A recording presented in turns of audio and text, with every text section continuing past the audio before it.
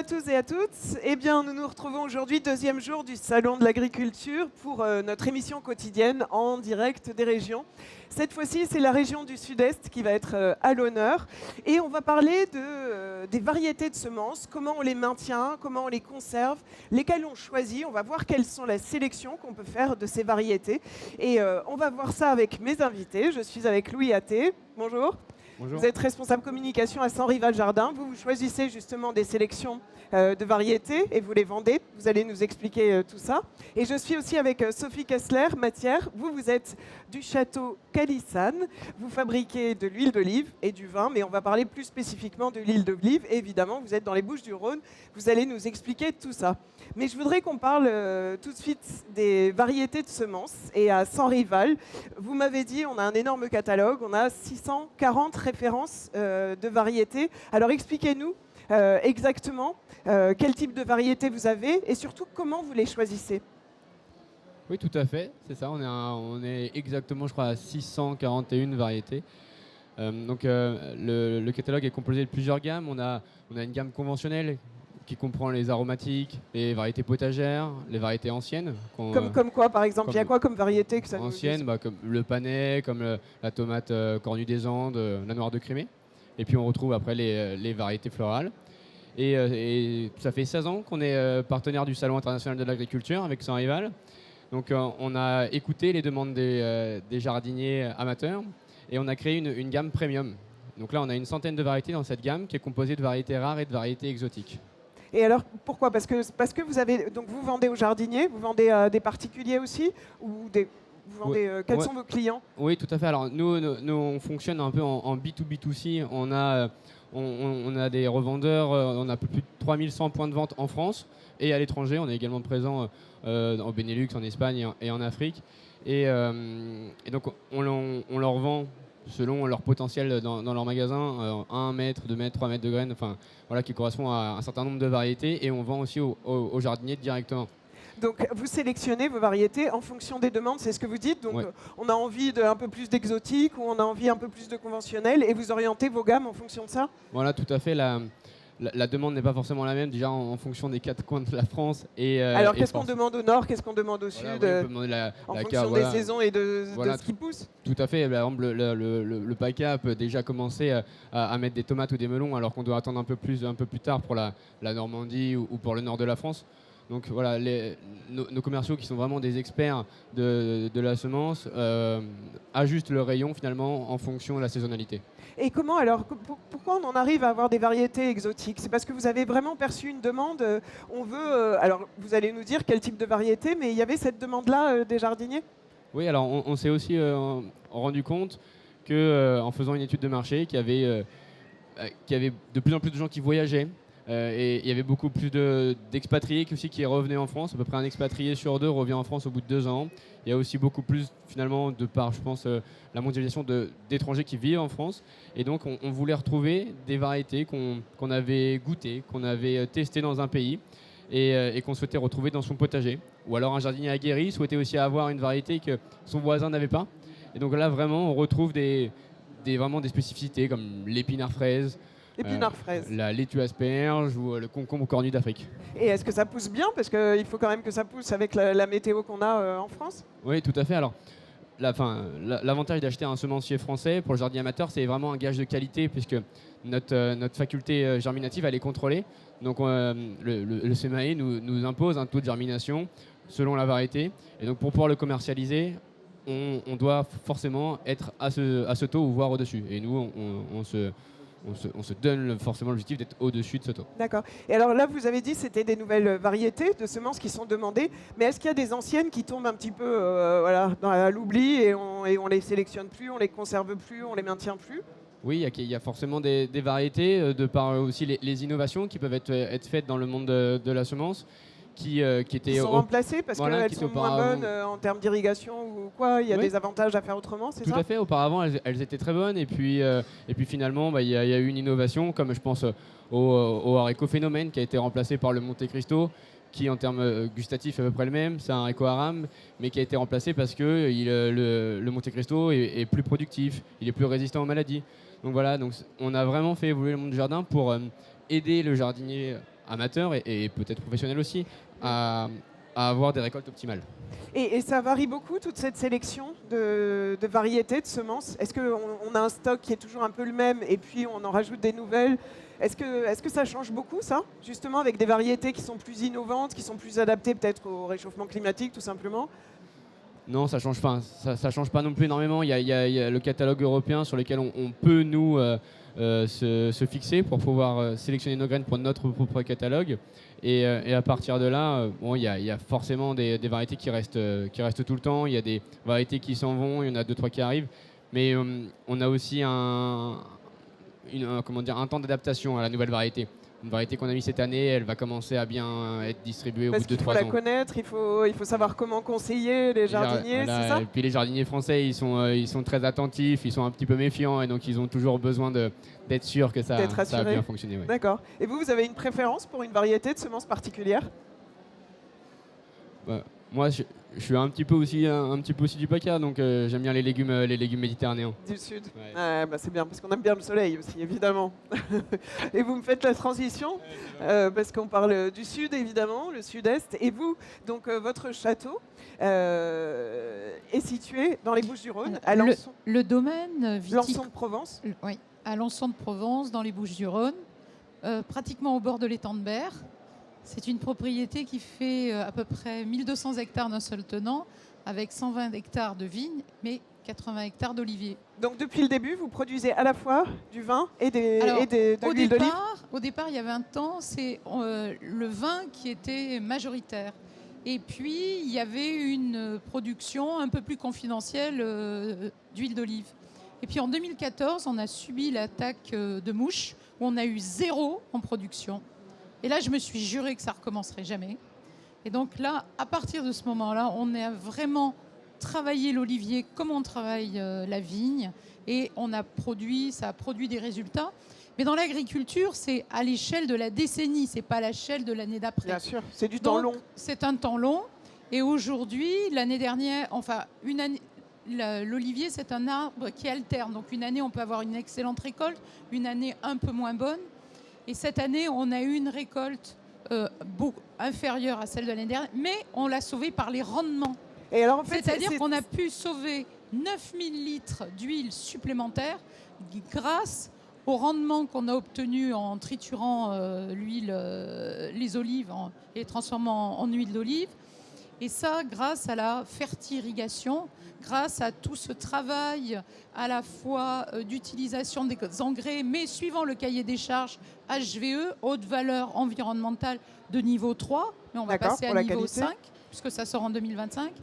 Et c'est un cahier des charges mis au point par le ministère de l'Agriculture et qui permet une traçabilité depuis le pied de l'olivier jusqu'à l'huile d'olive dans la bouteille. Ce qui est demandé, j'imagine, par les consommateurs de plus en plus. Exactement. Et il y a une véritable traçabilité. Donc ça, c'est important. Alors, en plus, une jolie identité visuelle, un graphisme du Salon de l'Agriculture 2023, on a souhaité sortir une collection qu'on appelle Capsule. 3 saveurs différentes. 3 saveurs différentes avec 9 couleurs. 3 couleurs dans chaque variété, fruité vert intense et maturé. Et tout ça pour attirer une clientèle de jeunes. Parce que hier, il n'y avait que des jeunes. Ils avaient 20 ans, ils avaient 30 ans. Alors certaines, elles avaient la bague de fiançailles toute reluisante, toute neuve, tout ça. On sentait qu'ils venaient déguster les vins, les huiles d'olive pour leur mariage futur, pour les prochaines, événements familiaux. Et ça donne un plus. Et ils se sont arrêtés, ils ont flashé. Et c'est ça. Parce que l'avenir, c'est les jeunes. Bien sûr. Mais vous m'avez dit autre chose. Alors, vous avez sauvé votre récolte là parce que c'était la sécheresse qui avait fortement eu un impact. Oui. Et vous travaillez beaucoup sur l'irrigation, notamment. Alors, on travaille sur la fertirrigation. Alors, évidemment, comment ça se passe? Parce que vous m'avez dit, il y a l'œil de l'homme toujours indispensable. L'œil de l'homme est indispensable. Il y a des programmes informatiques qui nous permettent de rentrer des données d'utilisation de l'eau, d'optimisation, parce que ça, c'est l'enjeu dans les 10 prochaines années. Et là, aujourd'hui, quand on avait 30 hectares d'oliviers, on consommait une certaine quantité. Et avec 80, on consomme la même quantité. Donc vous arrivez la même quantité d'eau pour parce 80 qu'on l'optimise, parce qu'on la calcule. On a des données d'année en année. On sait les poches de terrain où il y en a besoin. Avec des capteurs? C'est avec des capteurs que vous oui, avez tout ces à fait, informations? voilà. D'accord. Et on le mouline dans le programme informatique, mais l'œil de l'homme ne remplace Ne remplace pas. est Donc il faut irremplaçable. les deux. C'est Il faut les l'innovation, les capteurs Et et la en même temps- traçabilité, la D'accord. mémoire. La mémoire à la ligne. À la ligne. D'accord. Voilà. Et vous vendez dans Alors- votre domaine et dans des Alors on a boutiques une vente à la propriété, on a une vente chez des détaillants en France et à l'étranger, en Europe et aux États-Unis et aussi en Chine. Donc c'est un marché qui est en train de se développer, qui est porteur et qui est extrêmement agréable parce que dans l'huile d'olive, c'est comme dans le vin. Tous les ans, la météo est différente, on l'a Bien vu. sûr. L'olivier alterne, donc on n'a pas tout à fait la même production. Mais on doit faire toujours le même produit ou à peu près. Et justement, est-ce que vous allez arriver à vous adapter? Parce qu'il y a de plus en plus cette question de l'eau, on en parle de plus en plus. Ouais. Est-ce que dans les années à venir, vous allez mettre en place encore des autres Oui. systèmes? Tous les Vous ans. prévoyez Là, des développements là-dessus? à l'échelle de 5 ans, on essaye de se dire, bon, s'il y a une véritable sécheresse, qu'est-ce qu'on va C'est faire? ça. Et là, on réfléchit avec... Surtout dans le sud, hein, oui. Ouais, on réfléchit avec des ingénieurs agro pour justement s'améliorer tous les ans. D'accord. Donc Pas c'est- pour créer un stress hydrique, mais pour au contraire accompagner l'olivier dans son épanouissement, mais en utilisant beaucoup moins d'eau qu'avant. D'accord. Bon, Voilà. c'est super. Beaucoup Merci. de succès pour Merci beaucoup. cette gamme, les Merci trois de m'avoir saveurs. invité. Puis vous voyez, on Merci est aux beaucoup. couleurs de la SMAE Donc, aujourd'hui. voilà. On est dans le ton. Ouais, super. Merci. Merci beaucoup. On va passer à une autre séquence. Faites pousser vos idées avec une découverte. On y vient tout de suite.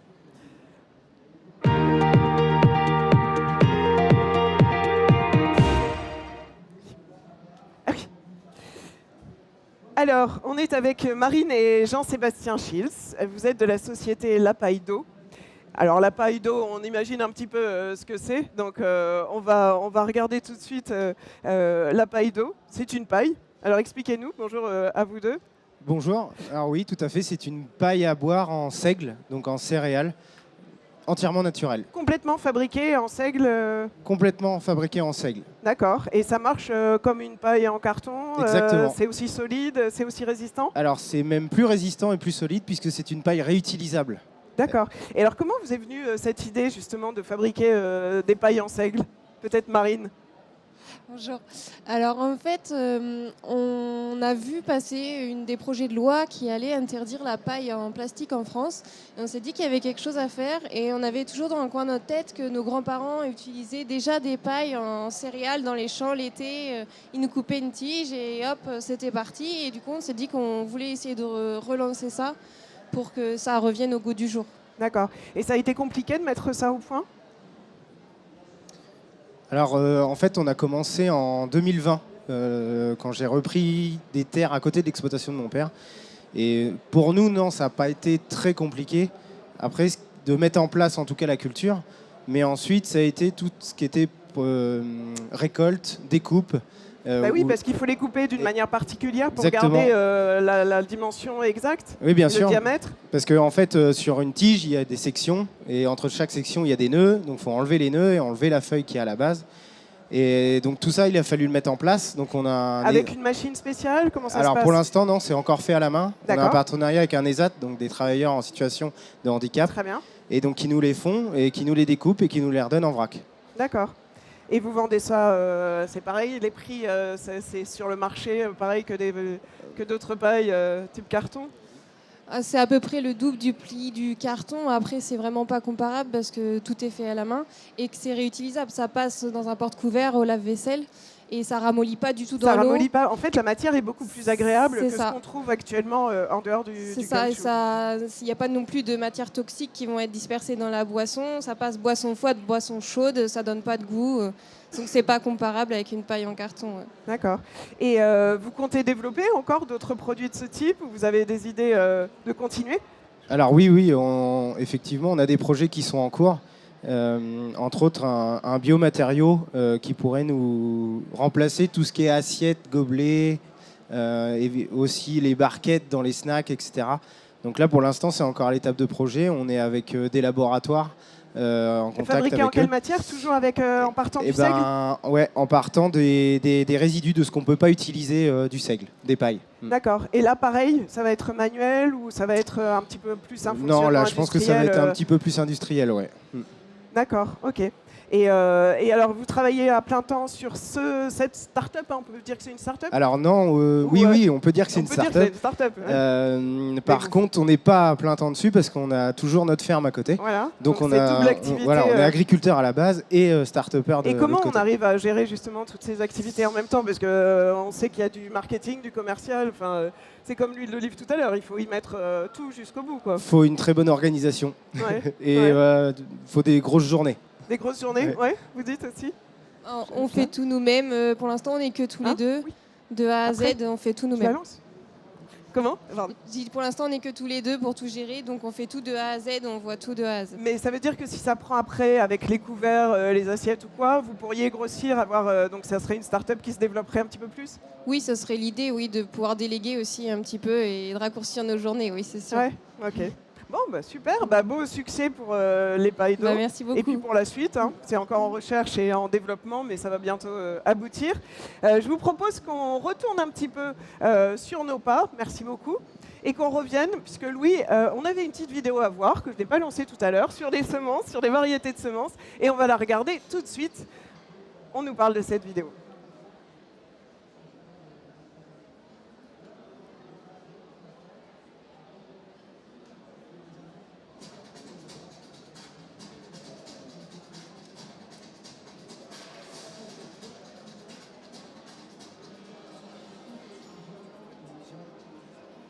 Ouais, je la connais pas. Ouais, oui, si. Situé à Charly, au sud de Lyon, le centre de ressources de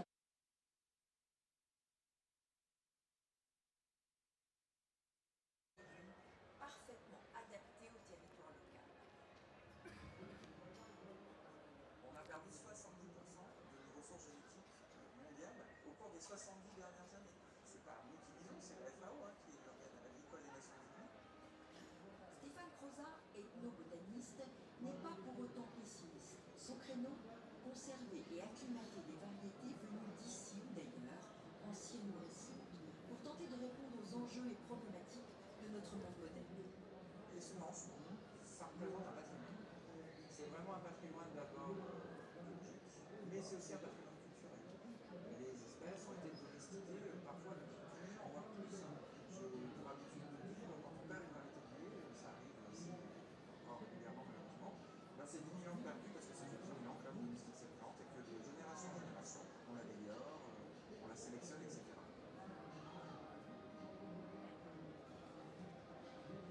Pour s'adapter à ce changement climatique, plus on a de solutions, plus on a de diversité, plus on a de chances de s'en sortir. Plus on va réduire, plus on va standardiser, moins on aura d'espèces et variétés, moins on a de chances de s'en sortir, c'est mathématique. Et c'est pourquoi le conservatoire s'intéresse aux caractéristiques de 4000 variétés, comme par exemple celles qui rendront un melon plus résistant à la grêle ou une courgette moins vulnérable à la sécheresse. On pense aujourd'hui que ce patrimoine nous appartient à tous. C'est pas nécessairement pour nous quelque chose de mercantile. C'est quelque chose auquel les gens doivent avoir accès, respirer, boire, se nourrir. Ça fait partie des besoins fondamentaux des hommes. Et du coup, on a créé une ferme semencière qui distribue gratuitement les semences aux agriculteurs.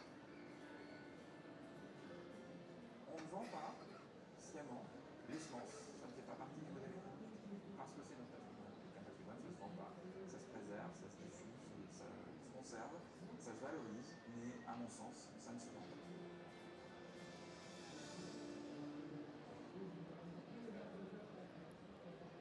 Alors j'ai l'impression que le maître mot qui reste un petit peu de notre émission, c'est s'adapter, s'adapter au réchauffement climatique, que ce soit au niveau des variétés, au niveau de l'irrigation et puis au niveau des produits qu'on peut avoir et qu'on peut développer au fur et à mesure. Donc je vous remercie beaucoup à tous pour cette émission. Merci Sophie, merci Louis, merci Jean-Sébastien et merci Marine. Et on se retrouve demain pour une nouvelle émission En direct des régions, mais vous avez tout un programme encore cet après-midi sur le salon de l'agriculture et le stand SEMAE. Bonne journée. Merci beaucoup.